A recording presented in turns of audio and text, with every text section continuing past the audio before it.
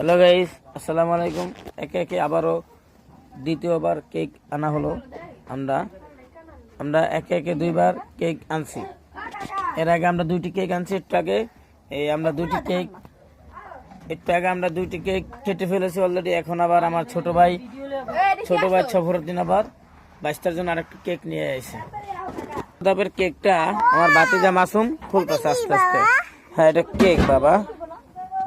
হ্যাঁ, দ্বিতীয়বারের কেকটা কিছুক্ষণের মধ্যেই খোলা হবে। খুলতেছে, আস্তে আস্তে খোলো, আস্তে আস্তে। একে একে আমরা দুটি কেক কেটে ফেলেছি। এখন তৃতীয় নাম্বার কেক কাটা হবে। তৃতীয় ধাপের কেক সুন্দর।